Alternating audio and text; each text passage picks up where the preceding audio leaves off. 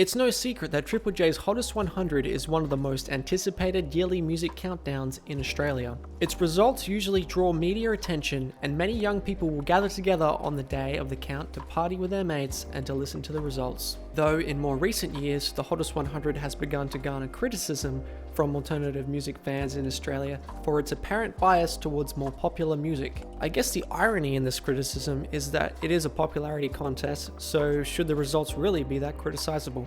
I tend to feel this way, but at times I also feel that the Hottest 100s in recent years have had some pretty stark issues with how the results are being made. Let me explain further how I feel the recent Hottest 100s aren't a true result of what Triple J's audience actually likes.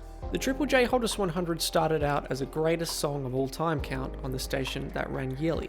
It soon became apparent that songs of the year would chart higher, so they switched to a countdown of the best songs of the year in 1993. Since then, they have ran a poll and a count every year of the most popular songs to come out of that 365-day period.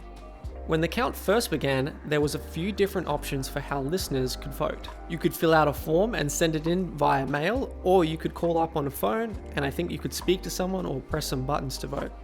Later, they enabled SMS voting, where you could vote via text message.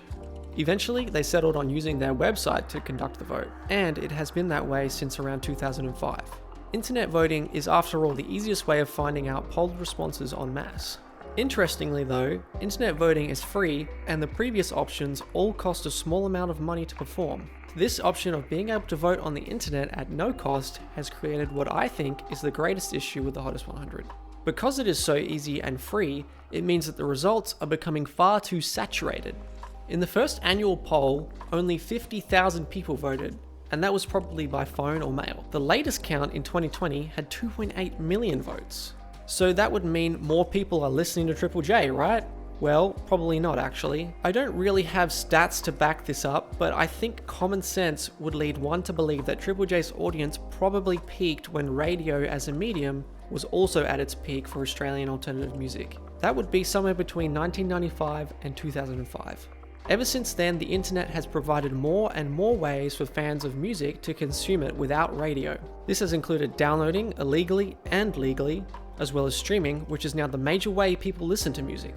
Radio has been pushed aside and basically only lives in car stereos built before 2010. There is no way Triple J are getting around 2.5 more million listeners in 2010 as opposed to 1993. Their numbers would be dropping every month, and that's not because people don't like them, it's because people don't like the medium of radio anymore. People want control over what they listen to and when they listen to it. So this begs the question, if so many more people are voting in the Hottest 100 and less people are listening to radio, why are these extra people voting in this count, and what are they voting for? Well, they probably aren't Triple J listeners, and they're probably voting for what songs other platforms are providing them, and that would be more commercially acceptable, poppier songs. That's pretty interesting considering Triple J are supposed to be for an alternative music fan base. This is all caused by one thing, that is the internet. The web is making it far too easy for people to vote, and it means the results are way less accurate for what actual Triple J fans enjoy listening to. So basically, we are now in a state where the Hottest 100 will always favor more commercially acceptable songs. A less commercial genre like rock may struggle to get higher in the results because of this, and I actually believe that many rock songs would poll way higher if it weren't for the internet. Let me show you what I mean. You may have seen some Hottest 100 predictor websites around recently. The most well known is a page called Warm Tuners. What Warm Tuners does every year is they collect all of the votes that have been shared on social media platforms and tally them to show a sample size of what the count could look like.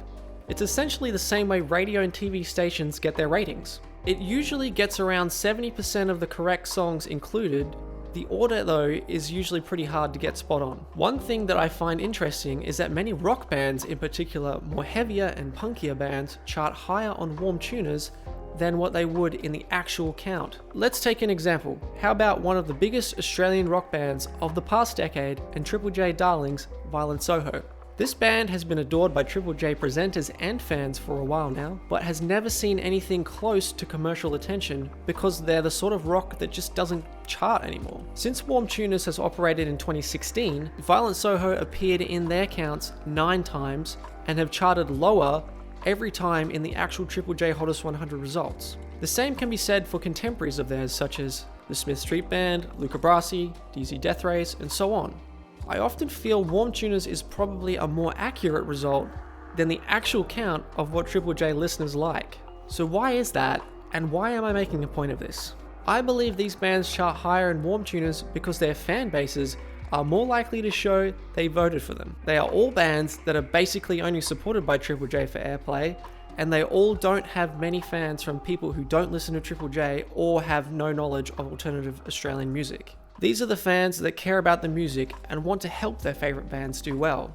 That's not to say that fans of other music don't champion their darlings too, it's just that they also get a lot of commercial help in hip hop, dance and pop. In my opinion, rock bands could be and should be getting higher in Hottest 100s if it wasn't for too many non-Triple J fans voting in the count. It's ruining the results, and it's potentially hurting careers of musicians. A lot of success can come from a Hottest 100 appearance. I also think that it could be potentially bad for fans of alternative rock that want more of it on the station when Triple J are influenced by the results of the Hottest 100s. You may question that, but I think to a degree they are influenced by these results. Take for example the inclusion of Cardi B's WAP in 2020. The song came in at number 6 in that count. The song was also played less than 10 times on the station throughout the year, and when it was played, it was mostly for a joke. Now in 2021, they have played her music more than 100 times already, and I'm making this video only in April. This really concerns me. Essentially, it feels like they are letting internet popularity control some of their playlist choices, and I don't believe that is what Triple J should stand for. After all, their main drawcard is that they break new alternative Australian artists, not Cardi B. So where do we go from here? How can Triple J improve the Hottest 100? Well, I'm not sure it can or will be improved, to be honest. But if I were in charge, here's an idea I might put forward to stop the saturation of non-fans voting. Voting will always be on the internet now. There is no changing that. One thing that previous methods had in common though was that they cost the voter money, whether that be phone credit, phone bill, or a stamp. What if they made voters pay to vote? Sounds silly, right? I know, but hey, how about this? Every year they champion a new charity to advertise along with the Hottest 100. What if you had to donate to the charity to participate in the vote?